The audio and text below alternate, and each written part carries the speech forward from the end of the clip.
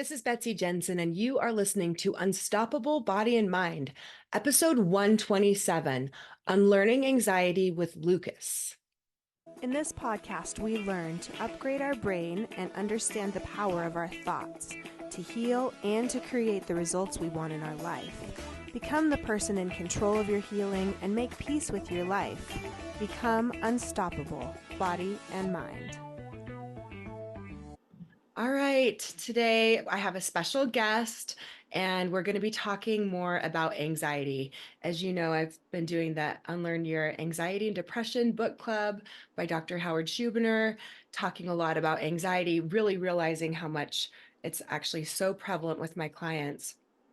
But I asked Lucas to come here today because his story is mainly with more the anxiety, not complicated with a lot of other symptoms, although, of course, some things come and go. But it's really been cool to see his progress over the last 3 months, addressing his anxiety somatically and how that has just changed things so quickly for him. So welcome, Lucas. Thank you for Thanks for having coming. me. Yeah, you hit Yeah. the nail on the head there. It's my anxiety drives my anxiety. Mm, It's kind of the thing, there's not a lot of tangible things I worry about other than having an anxiety attack. And it yeah. took a while to kind of realize that's what's going on. And so here we are talking Here we about are. Well, let's start at it. the beginning. And if you could just tell us kind of what brought you to this work? Like, how did anxiety develop for you? And like, where were you when you found this? I think I actually noticed anxiety when I was a kid, but it didn't really dominate my life, but I just remember a couple times when I was really young and then in my early 20s, some periods of time that were tough, but it didn't really start to become like a problem affecting my day-to-day life until like about 5 years ago, after some business stuff went south for me, where, I had a video business and a music business, and I found where they both meet, and it was like making videos for audio brands, and it got like pretty quickly, it was doing really well. Mhm. But then after a few years, some relationships changed and stuff changed, and it fell out on me, which was Mhm. like financially devastating. And that's really screwed with my confidence and everything. Just all things I was doing and everything I had planned didn't really pan out how I thought.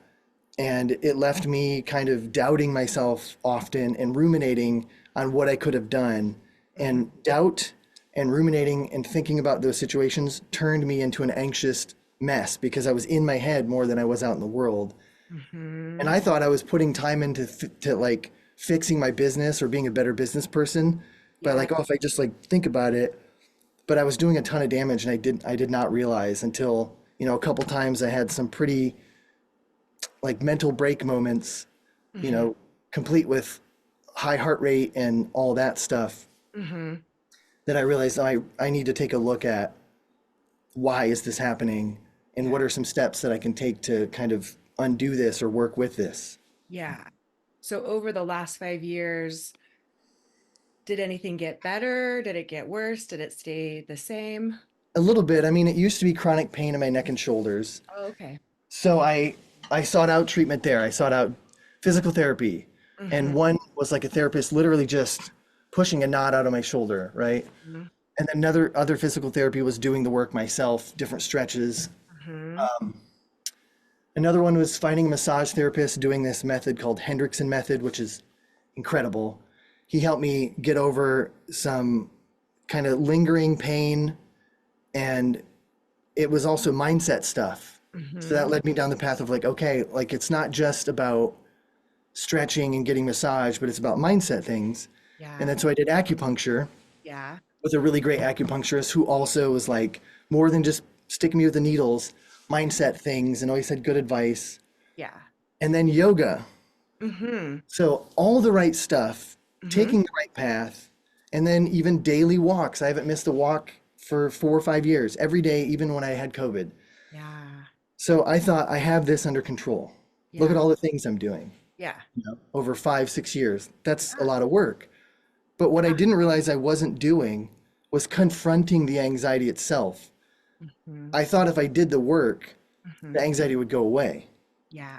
But it wasn't until my first sessions with you after I had kind of a really tough December, the beginning or end of the year, we got together and did some sessions, Yeah. and you taught me how to confront it and breathe through those feelings. And in Yeah. talking to you, it was pretty easy to bring back that adrenaline and cortisol rush and that tension that I get. Yeah. And then we get into the comfortable state and do the somatic work to acknowledge it's there, Hmm. kind of diminish how much it can like dominate your body.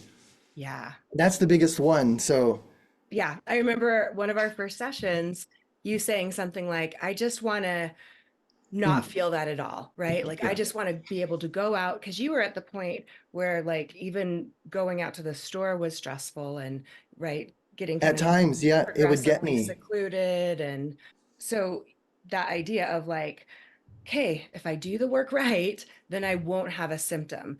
And that trips people up in their healing if they're thinking that when they have a symptom, it means they're doing it wrong. Because Yeah. like you could Yes. still have a symptom. Now I could still have symptoms. I still do have symptoms. Yes. It means Yeah. our body is giving us feedback. So when we interpret it as, we're doing it wrong and I need to never have anxiety, that actually perpetuates more anxiety. Yeah. Well, so the other day I was taking a walk thinking about doing this podcast and thinking like everything I just said, how I identified it and I had all these things I was doing right to like work on my anxiety, but what was I not doing? And what did that keep me from? Yeah. And so I wrote down five things. I wrote down one was identify, which I did. Two, Identify, just elaborate just a little bit on oh, that. sorry. So one was identify there's an issue and identify that you have anxiety. Yeah. So I did that. Did you Two was be identify that proactive. pretty early on, by the way? Like when you first, like 5 years ago, or was that more when it started impacting your life in different ways? I think it was after I got through the pain management Yeah. is when I identified that the anxiety may have been responsible for the pain management. And then Hmm. rewind years earlier, I would have like stomach issues from time to time. I started to go, oh, there's always some lingering thing with me that is never diagnosed as some, medical issue.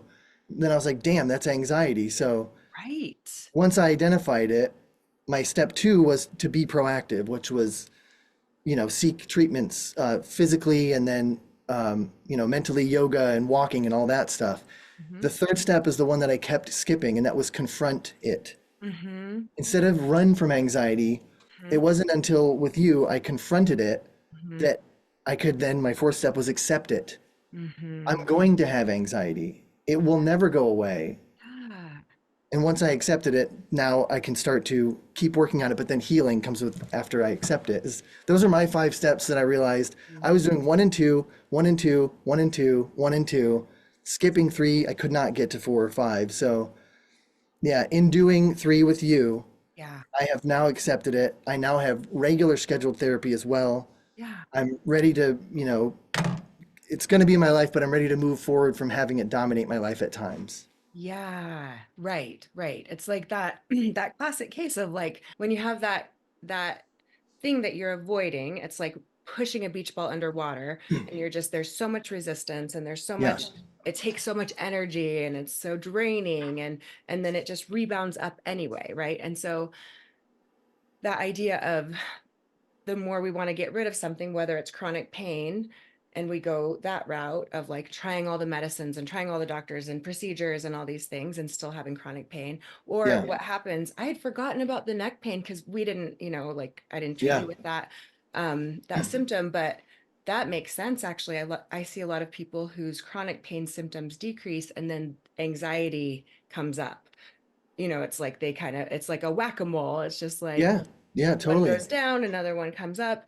And so then anxiety, like you alluded to earlier, kind of makes you feel like you're doing something and it makes you feel like you're productive and you're doing stuff for your business or you're right, like you're thinking about things, you're solving problems, but you're really like ruminating and Hmm.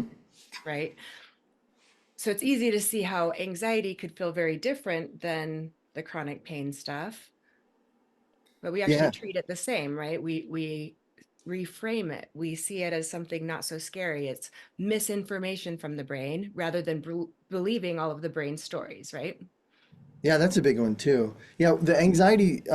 staying busy thing. I used to think when I was doing well with the business and all the things I'm doing, music and video and all this stuff, um, I was starting to have anxiety, but everything was good. I was, making more every year and new doors are opening. But I had this energy I didn't know what to do with. Mm-hmm. And I felt like a shark, how supposedly a shark can't stop moving or it dies. And Mm-hmm. it's like that I just kept thinking of myself that way and didn't know what to do with that energy. And Mm-hmm. I thought, well, if I use it to constantly make more, music or content or come up with new business ideas, then I'm harnessing the energy to be more successful. And all I was doing is just digging a deeper hole. Mm-hmm. Because, Like it it wasn't wasn't getting until you any further. it wasn't, no, and it wasn't until I found yoga that I could slow down a bit and, Yeah.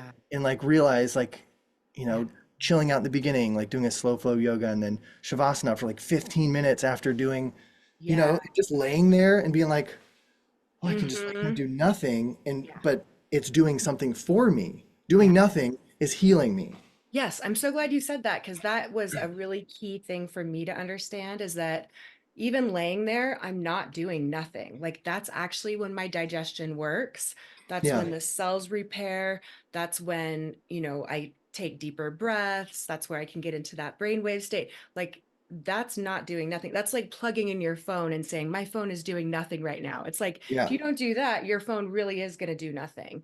You Yeah. have to actually allow it to have that non-activity. That's just how we are. But I think I was that same way where, I almost thought I could just like fall asleep thinking about problems and solve them in my sleep. And Yeah. Yeah. really what I was doing is just creating problems to solve and then solving them. And it's just like running on this treadmill. And so yeah, you're doing activity, but is it getting you anywhere? And it's depleting to do that. Yeah. It really, yeah, it was really draining. And my partner's, we've been together for a long time. She had a family member over once, like 2 summers ago, or maybe last summer. And he said something about like how when you spend time thinking, you can actually burn more calories than when you're exercising. And I was like, holy crap. Like, no wonder why I've felt so depleted for so long because of all that ruminating and like trying to plan business things, trying to move the needle, as I would say, and like get somewhere extra. And I just would be like, all I did was take a walk today. I'm exhausted, but the entire day I'm constantly thinking and cycling and trying to think of the next move. And so Mm-hmm. that gave me a little nugget that I think about from time to time is him saying that and going, oh, damn, like, how did I not know that? How have I never heard that before? Ah, I haven't heard that either. Okay, yeah. So yeah, I just think of it as it's just like depleting to just be like running all the time or sprinting all the time or right like it's just natural like looking at the seasons and how things grow and right there's times of rest, there's times of growth. And for some reason our society has just turned us into thinking we need to be these robots that Yeah. just continuously work and continuously need to be moving the needle. But a lot of us come to that realization once these physical things start happening. Like I just can't do it like that anymore. And a lot of times we blame old age and just Yeah. I'm just getting old. But I really think that the more we just allow those times of tuning in and aligning and getting to that rest and repair state, that's why they call it rest and repair, rest and digest. How's that been Yeah. for you? Are you adding more of that into your life? Yeah, I had been trying to do that before working with you, That's but true. now, You but were. yeah, now it's like I'm just seeing it as it's as essential as eating or drinking water or whatever. I'm treating it like that severely, not just like, oh, I could use a break, but like, no, this is daily life stuff. I'm going to do this. It's not I'm not going to skip eating, so I'm not going to skip, Yeah. even if it's just 3 minutes Yeah. And there's like no guilt about it in that way, right? You're not like, oh my gosh, I anymore. have to keep giving calories to this body that, it's like, of course, you're going to take care of it. And part of that is doing nothing sometimes, tuning out, not being in that fight or flight state. Yeah. And flight is really anxiety. Anxiety is that, you know, like feeling like you're running from a tiger constantly. And then a lot of Yeah. people can't turn that off. And when you give yourself time to rest and then you approach what it is that you want to do or have to do with work, it's it's starting to feel a bit more, it's easier, I guess, and there's a little bit more clarity. It feels like acting with purpose versus just staying busy. Mm-hmm. Mm-hmm. And then And imagine the results. Like if that's your approach when you're working, that can only give better results for yourself or your client or whoever you're working for. So, yeah, yeah. Like I was thinking of that story you told about going to the music shop. Do you mind if you tell that story or if I tell it? Like yeah, about go ahead. Yeah. present. This is how I interpreted it. So Sure. feel Yeah. free to add. But like the gist of it was basically like, each week we would work on some things like, okay, maybe I'll go to a store, or maybe I'll go, to this lunch with someone, right? And even those things were stressful at first, but we did this graded exposure and just like prepping you for it. And it was always, you always did better than you thought you were going to. That's how our brains are. We just fear it so much and dread it. And then we like, oh, that was fine. But then the next thing, right? But you Yeah. went to this music store or something. It was a place where you were in your element, you were buying some equipment or something and you were present instead of being worried about what people Hmm. were thinking and what you might have done wrong or like or what might happen if you get anxiety right now. You were just present with what was going on, had a great conversation with the owner. The Oh, owner right. Yeah. was even like curious about like you doing some side work for him. Like none of that would have happened if you were in your fight or flight state. Exactly. Yeah. It was going to a new music shop that I hadn't been to in my neighborhood. And recently, I'd noticed sometimes the anxiety would come up when I was going to go somewhere to spend money. I Mm-hmm. didn't realize that it was because I was going to spend money. It took me a minute to realize how much I still think about, financially where I was at and where I'm at now and like how that makes me feel and how Yeah. careful I am and how if I, especially in music gear, if I buy it, I need to be able to make money from it or sell it back to break close to even what I paid for. So there's Mm-hmm. all of that going into it normally when I'm just like, but what if I just want a thing? Yeah, that's my business, but sometimes I just want to go do something on the weekend, spend money and have a thing to play with. Yeah. And yeah, that particular time, I ordered it online, found out they were nearby, and messaged them. Was like, "Let me just drop by," and they Mm-hmm. said, "Okay." And then I go and check out the shop, and then I'm apparently just in a good mood, you know, attracting them to me because they couldn't help but talk to me when Yeah. it could have just been 10 seconds. I walked around the shop, said hi to people, and then the owner stood up and just starts talking to me like we've known each other forever. Nice. And I had a moment of thinking like, wow, normally I would probably be looking for anxiety to screw this up. Yeah. But I was thinking, but I'm actually calm. I didn't plan for this. I don't even know the last time I ate. That used to get in my head. And I Right. was like, but I'll just do this and then go home and it'll be chill. And it was, and it was just nice just to like not be in my own way, not be in my own head, go Mm-hmm. buy a thing, make a new relationship. And then ever since, I've been in contact with him, we've done some things together already. So No way. Oh, I yeah, love that story. yeah, Yeah, and I love that idea of like being present, being open, being that is attractive to people, right? The fear-based states. I was talking to someone about this earlier. If you think of like a magnet, and those fear-based states are actually a repulsive energy. It's like yeah. pushing away. And then the even just a neutral state or or a happy state that is attractive to people. So Hmm. I love how you said that. And it just if you feel better, even if you're not sure that you're exuding that, but you feel better, then you're like, maybe I would have avoided it. Maybe my body language would have had a closed shoulder. Maybe I would have been angled toward the door. I Right? probably would have been more like likely to just go like, let's just pick this up and go and not even do a loop and not even say hi. Right. You could So have just walked in, grabbed it, or if there was a line, you're on your phone, right? yeah, Just like secluded and shutting yourself down versus you're just here, you're looking around, you're not if that thought of like what if anxiety comes, did that ever come up? Like does it ever come up to think of like what if I get anxious? that's the majority of my anxiety is thinking, what if I have an anxiety attack? Yeah. That's the hardest part about it. But um, thankfully, I don't use my phone for it. If I have anxiety, I always figure a phone is going to make it worse in most cases. Yeah. So I just try to write it out, but Mhm. maybe I should distract myself with my phone, but I'm not a person who will do that. If I'm in line, I try to be really, that's an exercise to be present. Even at its worst, my anxiety, I wouldn't be in public going like this, I'd be like, okay, here it is, it's hitting. Oh Why do I yeah. feel so Yeah. anxious, and then just kind of look around and try to be in the line and, exist in Yeah. public. But So before, if that had happened and you thought, oh no, what if I get anxiety and you start feeling the sensations, that would be really distressing.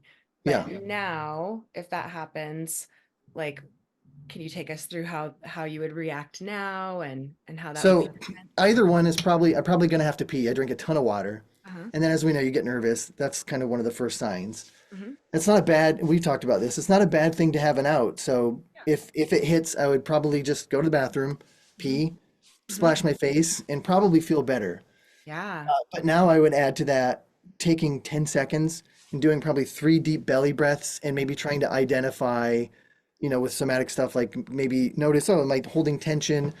Give it a Hmm. color, just one of those tricks, but real quick, try to do it just so I can Hmm. feel like, hey, I have some control over this Yeah. before I go back out and re-attack the situation. Yeah. So even if it does come up, instead of having a fearful response, and even if you can't control it exactly, like turn it off like a switch, Yeah.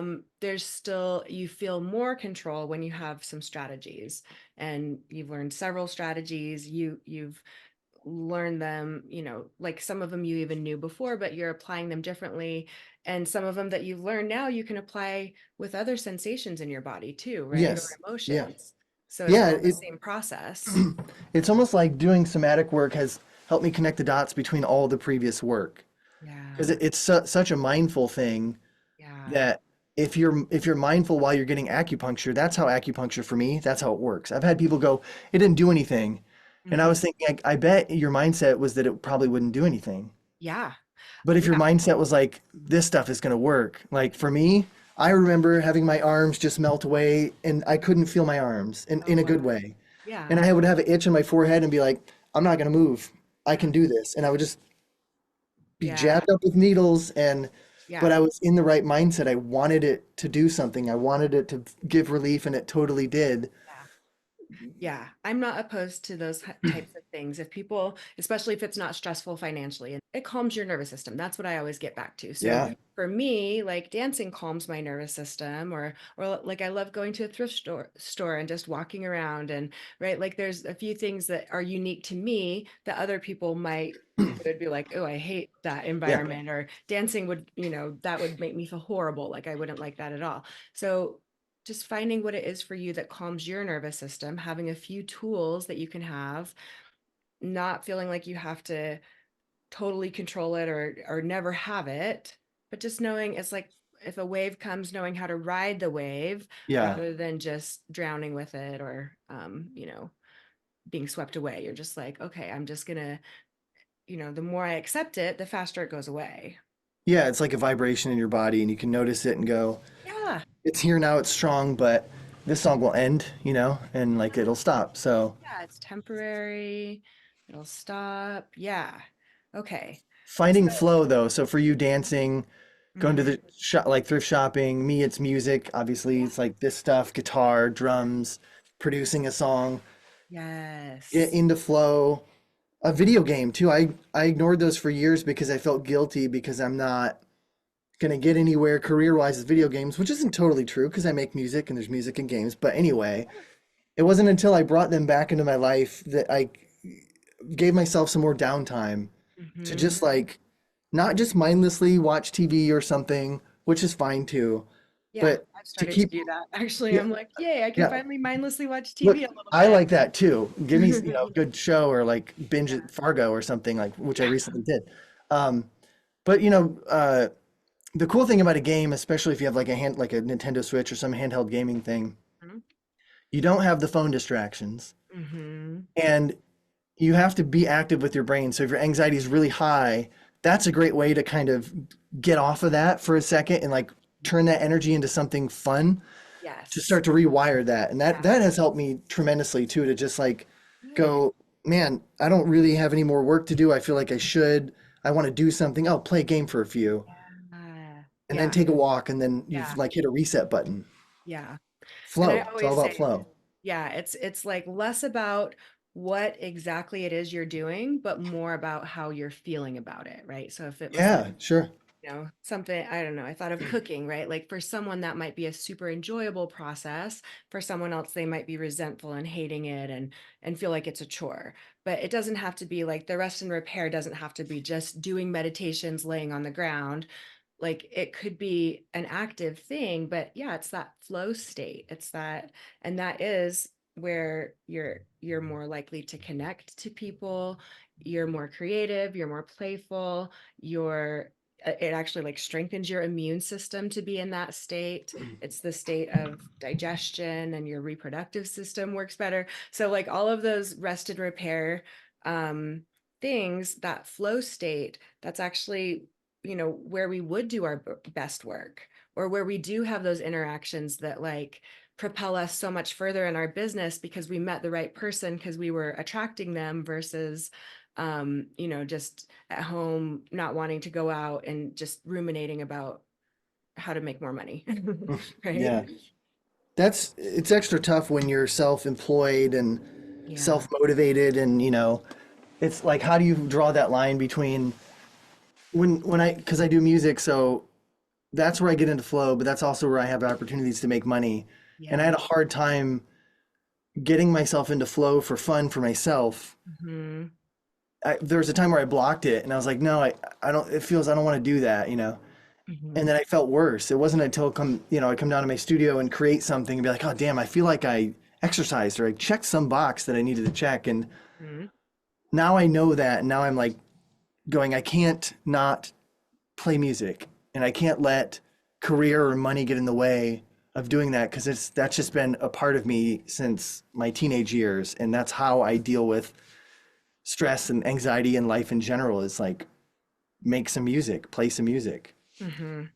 Yeah, I love that. Definitely anything that you do in that flow state, it's like charging the batteries, or it's like building more energy, right? So it's not a waste No, to have fun or to do things for yourself or to have that self-care and be creative with it, right? It doesn't have to be going to get a massage and a bubble bath and a pedicure for self-care. Like it can be the things that light you up, right? The yeah, things that feel timeless, the things that um you feel more energized afterwards instead of depleted. I think cooking's a good one if you can find it. Some people, maybe they'll never find it, but I've been on both sides of that coin, Same. where it's been like, oh, I'm just too busy, I can't be bothered making food, what am I doing, this is such a waste of my time, to Hmm. now I try to go like, I don't even have to be like super chef dude. It's like, let me just make something, but at least give a damn with the ingredients that I have, and like just enjoy the process of making it, because then I get to eat it. And that's it. Just be like, I have to do it anyway. And this is kind of Yeah. a Yeah. pass from the boss to like, take your time and make your food, dude. Like, enjoy it. And Yeah. that's helpful because you're going to do it every day, most Yeah. of us. Yeah. So that's another, just take a moment and be like, well, I'm making breakfast right now, and I'm going to take my time scrambling my eggs and enjoy Mhm. brewing my coffee the way I like it, Yeah. and then then have it, and Yeah. work will be there when I'm done. Yeah. It's like checking in with the present moment. And you could do that with any of those daily activities that you do, like brushing your teeth. I've heard of that too. Those 2 minutes that you brush your teeth, just be mindful, feel your feet on the floor, feel the air against your skin, feel your clothes against your skin, look around the room, right? Just like reminding yourself what's going on in the present moment, because our brains have so much of a tendency to be in the future or the past. And that's, Hmm. the future is really where anxiety is, the past is usually where depression is. So being in the present moment, I love that idea of just like taking an activity you normally do anyway, and because the more we can simplify it, the more effective it will be, right? Like having an elaborate 2-hour morning routine so that we can feel less anxiety Yeah. versus being able to like throw some things in here or there and just be mindful more of the time of things we're already doing. The brushing the teeth one, you've said to me, and I do that now more often. Like, Yeah, good. Yeah. I brush like 3 or 4 times a day, which, maybe is close to too much, but I'm like, I'm impressed. yeah, I work from home, and you know, the bedroom's on the third floor, but there's a bathroom on the second floor, and so if I have a smoothie, once I'm done, I like to brush the stuff off, or coffee. My dentist would love you. Yeah. Well, I haven't been to the dentist in a long time too, so that's part of it, preventative Mm, care. But um, so I'm doing it 3, 4 times, maybe 5 times a day.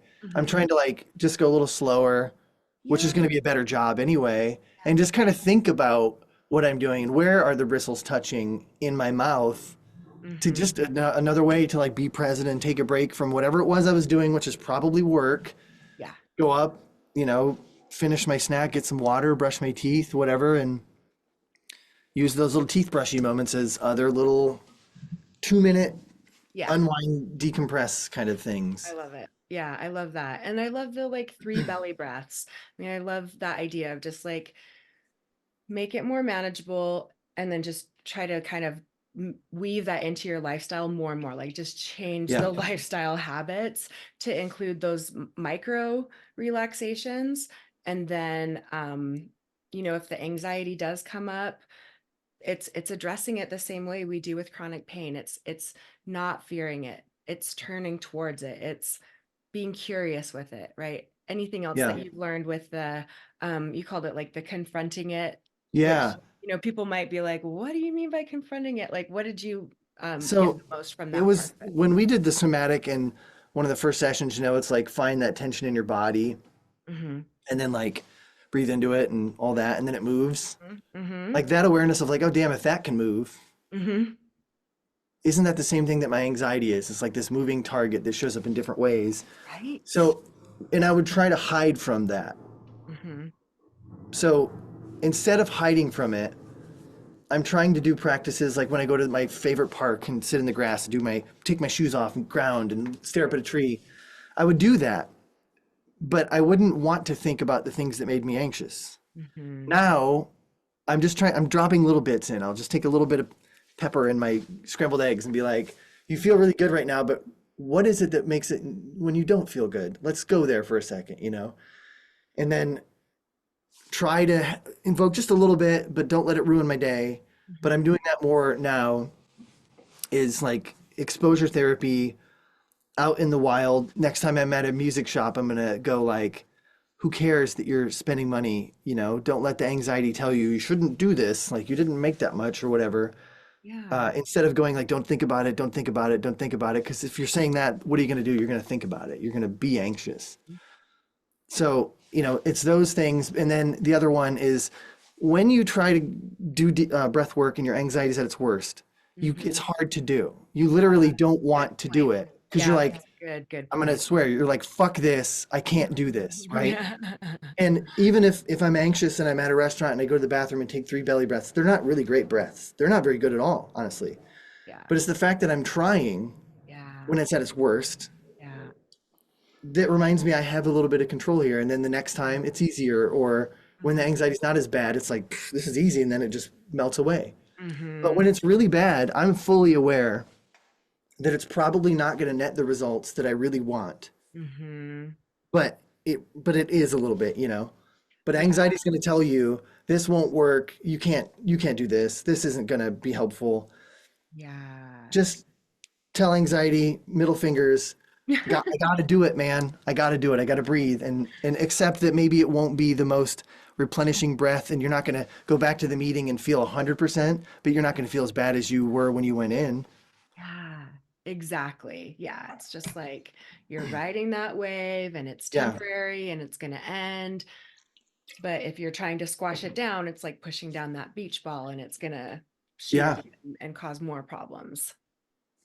It's Yeah. yeah, it really really truly is that. Like I just wish I would have had that clue 5 years ago, like you Yeah. I can't just know. you can't squish it into the pool. It's gonna pop up, and I wish more people knew how to manage anxiety this way, because it's so different than what we're taught. And same with even emotions. I have a lot of Yeah. people that are like, I never want to feel angry again. But how limiting in that is that in your life to think like a group of emotions I never ever want to feel again. And I'm going to make it bad, something bad about me if I feel it. I mean, the more we can just embrace these things.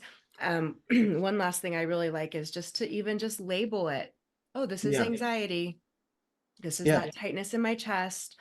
Oh, this feels like, a bunch of butterflies swarming around, or whatever it is. Like, however you describe it, just even labeling it sometimes can be super helpful for me.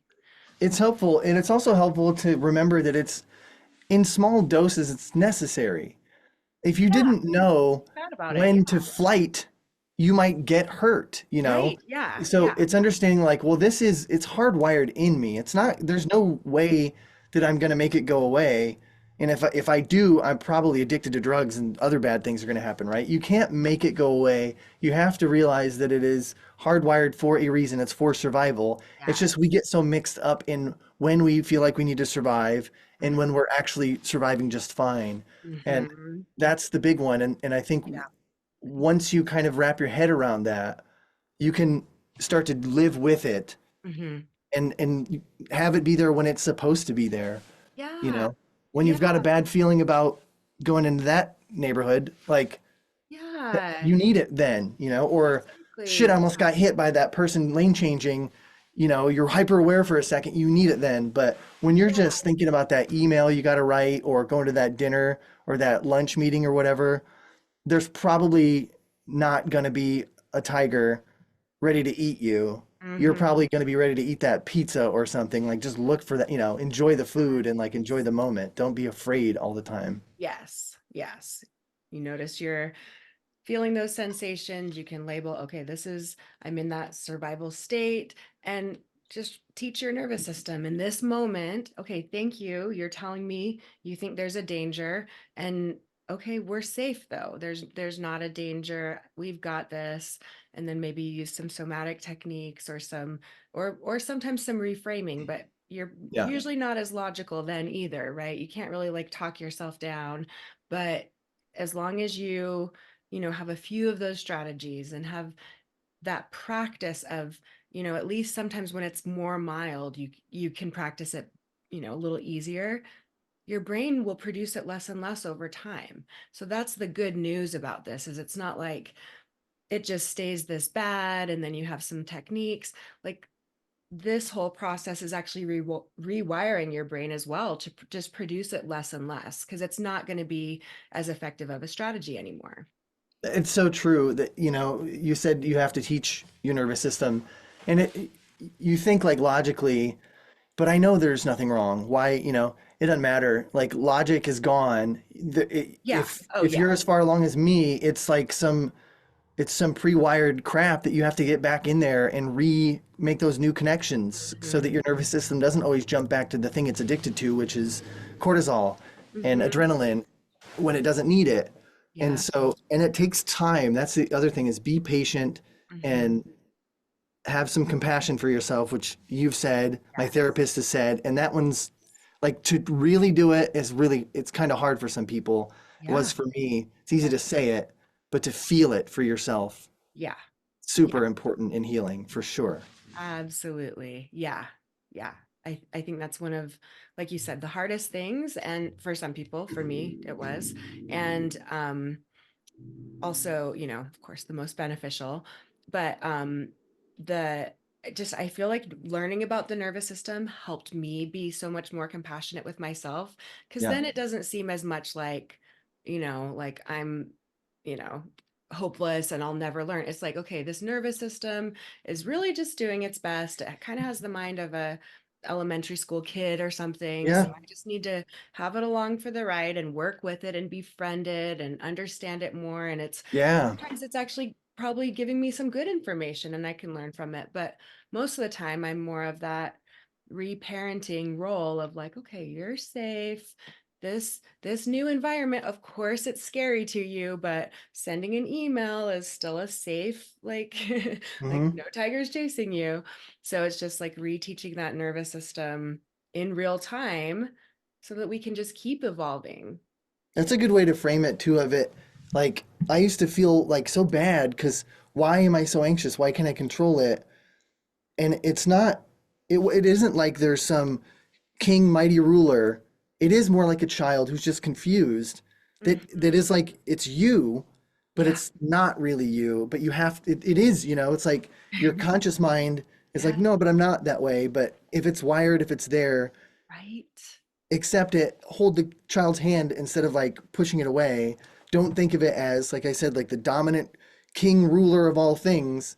It's not. It Mm-mm. just needs some nurturing and some care Yeah. and see it, look Yeah. at it and don't Yeah, avoid it. look It's at it, there. don't Yeah. avoid it, don't push it away, work with it, reassure it that it's fine to be there and we're good and I've got you and I've got your back and Yeah.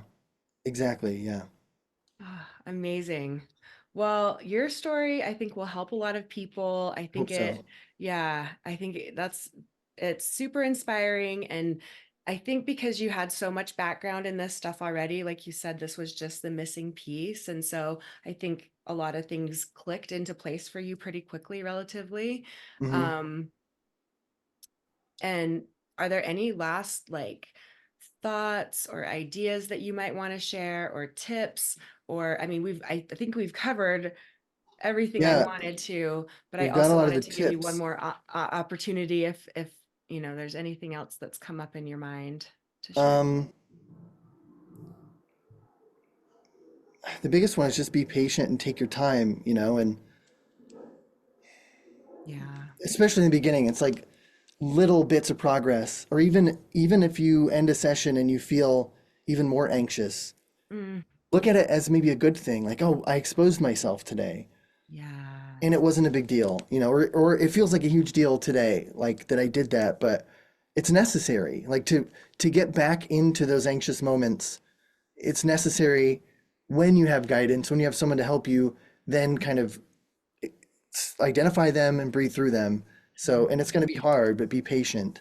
Mm-hmm. And the only other thing is, if you want to hear this music that I do, two places. One, anywhere, Idle Mind, IDYLMIND. It's like pop music. We did an album called Feel Good that is a lot of this stuff, that comes from all my years of, yoga and all these things, but also from a person who understands what it's really like to need something to feel good. And Mm-hmm. then I have a meditation album when I was really heavy into doing yoga that I did. You can find on Bandcamp, Lucas Fackler on Bandcamp. So if you want to check out any of my tunes, that's, maybe you can share some links somewhere. We'll put them in the show notes for sure. Cool. Yeah, yeah. Other Yeah. than that, I'm I, checking those out yeah, too. cool. And I So, think, and I thank you for the way you speak when you're doing the session is just so calming, and your mindset and all this stuff is just the right stuff for people who need help. And it has helped me tremendously. And I'm probably not done, I'll probably hit you up again because it's good to check back in yeah. and treat myself to that session because Yeah. I still need it, I get but I coaching want it. too. Yeah, I think Yeah. everyone, like we have our blind spots, we have new things that come up. If we're doing it right, we're still evolving and right. So new stuff is coming up for us. So yeah, it's been awesome working with you and seeing your progress. Yeah, likewise. Yeah. I'd happily do this again later when there's more progress and we can talk more Yeah, about give us an other things to try. update. Yeah. Yeah, exactly. All right. Well, thank you so much again. And we'll wish you on your way and look for our next episode when we do that together and have your fun experiences until then Yeah, and make some good stories for us. All right. happily. All right. Take care. Take Thanks, care. everyone. Bye. Bye, everybody. Thank you so much for listening. I hope you learned a little bit about your brain today that helps you in your life like it helped me. Please be sure and subscribe and leave a review. And of course, be sure and share this podcast with someone you know that wants an unstoppable body and mind.